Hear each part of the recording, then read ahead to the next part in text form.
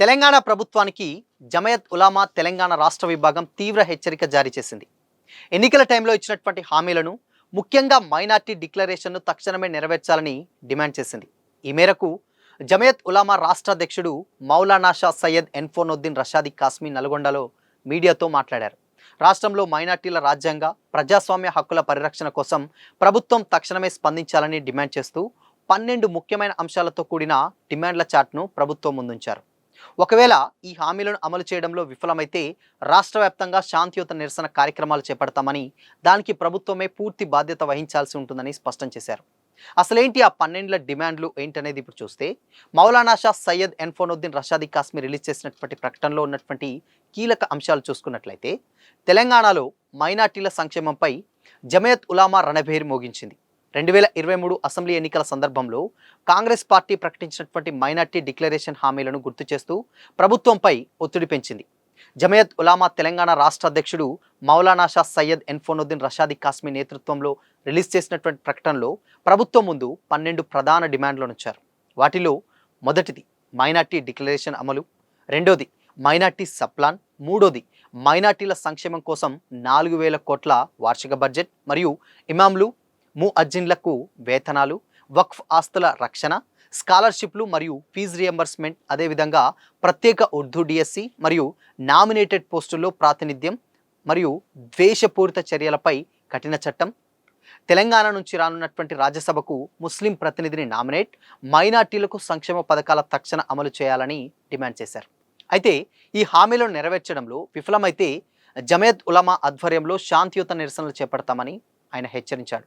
Minority declaration అమలుతో పాటు 12 ప్రధాన అంశాలపై జమయత్ ఉలామా ఇచ్చినటువంటి ఈ పిలుపుతో ఇప్పుడు సచివాలయ వర్గాల్లో తీవ్ర చర్చ నడుస్తుంది. జమయత్ ఉలామా డిమాండ్లపై తెలంగాణ ప్రభుత్వం ఏ విధంగా స్పందిస్తుందో వెయిట్ చేయాల్సిందే. ఎందుకంటే వాళ్ళు డిమాండ్ చేసిన దాంట్లో దాదాపు 12 డిమాండ్లు కంపల్సరీ నెరవేర్చి తీరాల్సిందంటూ కూడా వాళ్ళు ప్రభుత్వం ముందు ఒక 12 ప్రధానమైనటువంటి డిమాండ్లు అయితే ఉంచారు. సో మరి దీని మీద ప్రభుత్వం ఏ రకంగా స్పందిస్తుందో వెయిట్ చేయాల్సిందే. ఈరోజు ప్రెస్ మీట్ ఏర్పాటు చేయడమైనది. మౌలానా సయ్యద్ షా ఎహ్సానుద్దీన్ రషాదీ కాస్మీ అధ్యక్షులు జమయత్ ఉలమా తెలంగాణ స్టేట్ వారు అన్ని జిల్లాల పర్యవేక్షణ చేసిన తర్వాత, అన్ని జిల్లాల సెక్రటరీ, ప్రెసిడెంట్ వారందరితోటి వారు సంప్రదించిన తర్వాత ప్రెస్ మీట్ చేయాలనేది ఒక నిర్ణయం చేసుకున్నారు. ఆ ప్రెస్ మీట్లో మనము ఒక పత్రికా ప్రకటన ద్వారానే బహిరంగంగానే చెప్పాలని చెప్పేసి డిసైడ్ చేసి, మైనార్టీల రాజ్యాంగ ప్రజాస్వామ్య హక్కుల పరిరక్షణ కోసం డిమాండ్ ఇది. అంటే 2023 సంవత్సరం తెలంగాణ శాసనసభ ఎన్నికల సమయంలో పార్టీ తన ఎన్నికల ప్రణాళిక మరియు మైనార్టీ ప్రకటనలో మైనార్టీలకు, ముఖ్యంగా ముస్లిం సమాజానికి అనేక ముఖ్యమైన హామీలు ఇచ్చింది. ఈ హామీల ఆధారంగా మైనార్టీ ప్రజలు కాంగ్రెస్ పై తమ విశ్వాసాన్ని వ్యక్తం చేస్తున్నారు. మరియు రాష్ట్రంలో న్యాయం, సమానత్వం, రాజ్యాంగ హక్కులను గౌరవించే ప్రభుత్వం ఏర్పడుతుందని ఆశించారు. తర్వాత ప్రభుత్వం ఏర్పడిన తర్వాత కొన్ని రంగాలలో పురోగతి సాధించినప్పటికీ మైనార్టీలకు సంబంధించిన అనేక ప్రాథమిక హామీలు ఇంకా నెరవేరలేదు. ఈ పరిస్థితి కారణంగా ముస్లిం సమాజంలో ఆందోళన, ఆవేదన పెరుగుతున్నాయి. ప్రతి జిల్లాల నుంచి వచ్చి మౌలానా ఎహ్సానుద్దీన్ గారి అధ్యక్షుల గారికి అడుగుతున్నారు, మనం కాంగ్రెస్ పార్టీ మనం ఎలక్షన్ల కంటే ముందు హామీలు ఇచ్చిన తర్వాత ఈ హామీలు నెరవేర్చుకోవడానికి కారణాలు ఏంటని అడగడమే కాదు, నిలదీయడం కూడా జరుగుతుంది. ఎన్నికల ప్రణాళికలో చేసిన అన్ని హామీలను తెలంగాణ ప్రభుత్వం ప్రాధాన్యత ప్రాతిపదనలు అమలు చేయాలని మేము డిమాండ్ చేస్తున్నాము. ముఖ్యంగా మైనార్టీల ఉప ప్రణాళిక తక్షణమే అమలు చేయడం ద్వారా మైనార్టీల కోసం ప్రకటించిన 4,000 కోట్ల బడ్జెట్ పారదర్శకంగా, సామర్థ్యంగా ఖర్చు చేయాలని, ఇమాంలు అంటే ఈ 4,000 కోట్లు అమౌంట్ రిలీజ్ చేస్తున్నారు, కానీ అది ఎక్కడ ఖర్చు అవుతున్నది, ఏమవుతున్నది, ఎక్కడ చేస్తున్నది అనేది కాకుండా ఏ నిర్ధారణ కోసం చేసిరో దానికి కేటాయించడం జరిగితే బాగుంటుంది అనేది. అందులో ఇమాంలు, మౌజన్లు మరియు మతపరమైన సేవలు అందించే వారికి గౌరవ వేతనాన్ని పెంచి దానిని సకాలంలో చెల్లించేలా చేయాలి. ఇంకోటి, రాష్ట్ర వ్యాప్తంగా వక్ఫ్ ఆస్తులపై జరిగే ఆక్రమణలను నివారించడానికి వక్ఫ్ ఆస్తుల పూర్తి రక్షణ కల్పించడానికి రికార్డులను డిజిటలైజ్ చేయడం అనేది దాంతో పొందుపరచడం జరిగేది. దానిని డిజిటలైజేషన్ చేయడానికి ఆక్రమణదారులపై తక్షణ చర్యలు తీసుకోవడానికి మరియు వక్ఫ్ బోర్డును బలోపేతం చేసి దాని అధికారం కల్పించడానికి సమర్థవంతమైన చర్యలు తీసుకోవాలి. వక్ఫ్ కమిషన్ కూడా ఇస్తారన్నారు, దాన్ని కూడా పర్యావరణం తీసుకొని వక్ఫ్ ఆస్తులను వాటి అసలు ఉద్దేశం మరియు లక్ష్యాలను ప్రకారం దేశంలో ఉపయోగించుకోవచ్చు. ఉర్దూ భాష ఉర్దూ భాషాభివృద్ధి గురించి ప్రత్యేక చర్యలు తీసుకోవాలి. క్రితంలో కాకుండా డెవలప్మెంట్ చేయడానికి తీసుకోబట్టి ఎన్నో రిప్రజెంటేషన్స్ అవన్నీ కూడా చేయడం జరుగుతున్నది. అందులో నియామకాలలో ఇప్పుడు ఉర్దూ భాష అత్యవసర విషయం ఏమిటంటే ప్రత్యేక విద్యాశాఖ కమిటీ డిఎస్సి ద్వారా ఉర్దూ ఉపాధ్యాయులు నియమించడం, ఖాళీగా ఉన్న అన్ని పోస్టులను భర్తీ చేయడం, ఉర్దూ మాధ్యమం పాఠశాలను బలోపేతం చేయడం, ప్రభుత్వ కార్యాలయంలో ఉర్దూ ఆచరణాత్మక అమలు నిర్ధారించడం మరియు ఉర్దూ అకాడమీలకు మరింత క్రియాశీలకంగా మార్చడం వంటివి అవసరము. యువతకు విద్య మరియు ఉపాధిలో సమాన అవకాశాలు లభించేలా స్కాలర్షిప్లు, ఫీజు రియంబర్స్మెంట్, విదేశీ స్కాలర్షిప్లు మైనార్టీ నివాస విద్యా సంస్థలకు మరియు మైనార్టీ ఫైనాన్స్ కార్పొరేషన్ ద్వారా మైనార్టీలకు వడ్డీ లేని రాయితీ రుణాలను అందించే రక్షణ అమల్లోకి తీసుకోవాలి. అంటే కేవలము స్కాలర్షిప్లకు మొన్ననే హైకోర్టులో ఒకటి ఆర్డర్ కూడా ఇవ్వడం జరిగినది. మైనార్టీ స్కాలర్షిప్ పిల్లల సర్టిఫికేట్స్ ఏ విద్యా సంస్థలు కానీ తమ దగ్గరకు ఉంచుకోకూడదు. ఆ సర్టిఫికేట్ ఏదైనా ప్రాబ్లం ఉంటే ప్రభుత్వంతో తీసుకోవాలి, కానీ విద్యార్థులకు సర్టిఫికేట్ వెంటనే ఇచ్చేసేయాలని చెప్పి దాన్ని అమలు చేయాలని కూడా కోరుతున్నారు.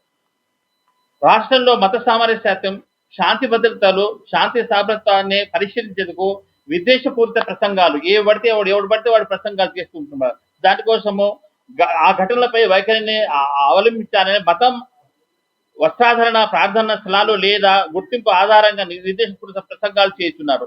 రెచ్చగొట్టడం, హిందువులను వ్యాప్తి చేసి హిందూ మత శక్తులను కఠిన చర్యలు తీసుకోవాలని దాని గురించి ప్రభుత్వం ఒక కార్యాచరణ ఏర్పాటు చేస్తే బాగుంటది.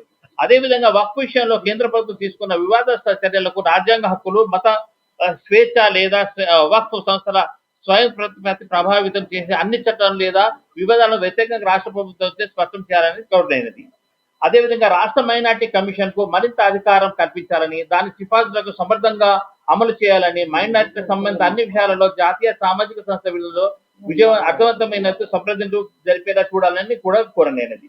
ఎన్నికల హామీలను మేనిఫెస్టోని అలంకారప్రాయమైన అంశాలు మిగిలిపోనివ్వకుండా వాటిని ఆచరణలో అమలు చేయాలని మేము తెలంగాణ ప్రభుత్వాన్ని విజ్ఞప్తి చేస్తున్నాం. మైనార్టీల రాజ్యాంగ, విద్య, ఆర్థిక, సామాజిక మరియు మతపరమైన హక్కులను పరిరక్షించడం ప్రభుత్వ రాజ్యాంగ భద్రత. సకాలంలో సమర్థవంతమైన చర్యలు మైనార్టీ ప్రజల విశ్వాసాన్ని బలోపేతం చేయడమే కాకుండా రాష్ట్రంలో న్యాయం, సమానత్వం, సామాజిక మరియు అభివృద్ధి అనుకూలమైన వాతావరణాన్ని ప్రోత్సహిస్తాయి. ఫీజు రింబర్స్మెంట్ గురించి ఇప్పడం జరిగింది. దానికి తోడుగా ఖచ్చితమైన చర్య తీసుకోవాలి. తెలంగాణ వ్యాప్తంగా ప్రభుత్వ, ప్రైవేట్ కళాశాలల్లో పూర్తి చేసుకున్న విద్యార్థులు ఫీజు రియంబర్స్మెంట్, స్కాలర్షిప్ బకాయిలన్నింటినీ వెంటనే విడుదల చేయాలి. తద్వారా వేలాది మంది విద్యార్థులు ఎదుర్కొంటున్న తీవ్రమైన ఆర్థిక సంబంధం తొలగించాలని జమైత్ ఉలమా తెలంగాణ రాష్ట్ర అధ్యక్షుడు మౌలానా షా సయ్యద్ ఎహ్సానుద్దీన్ ప్రసాద్ ఖాస్మీ రాష్ట్ర ప్రభుత్వాన్ని డిమాండ్ చేశారు. ఒకవైపు ప్రభుత్వం ఉన్నత విద్యా సంవత్సరానికి అడ్మిషన్లు, కౌన్సిలింగ్ గురించి ప్రకటనలు చేస్తుండగా మరోవైపు సంవత్సరానికి ఫీజు రియంబర్స్మెంట్, స్కాలర్షిప్లు, మొత్తాన్ని కళాశాలలకు ఇప్పుడే చెప్పడం జరిగింది. హైకోర్టు ఆర్డర్ ప్రకారంగా కూడా కళాశాలకు ఏదన్నా వారి మధ్యలో ఏదైనా ఉంటే ప్రభుత్వం వాళ్ళు చూసుకోవాలి తప్ప విద్యార్థులకు వేధించడం కాకుండా దానికోసం స్పష్టమైన ఆర్డర్స్ ఇస్తే బాగుంటది. పరిస్థితి కారణంగా ముఖ్యంగా పేద మరియు విద్యార్థులకు ఉంటది. రాష్ట్ర ప్రభుత్వం నిజంగా అభివృద్ధి మరియు యువత ఉజ్వల భవిష్యత్తు పట్ల చిత్తశుద్ధితో ఉంటే బకాయి ఉన్న ఫీజు రియంబర్స్మెంట్స్ మరియు స్కాలర్షిప్స్ వెంటనే విడుదల చేయాలి. బకాయి ఉన్న ఫీజు రియంబర్స్మెంట్ కాంగ్రెస్ ప్రభుత్వం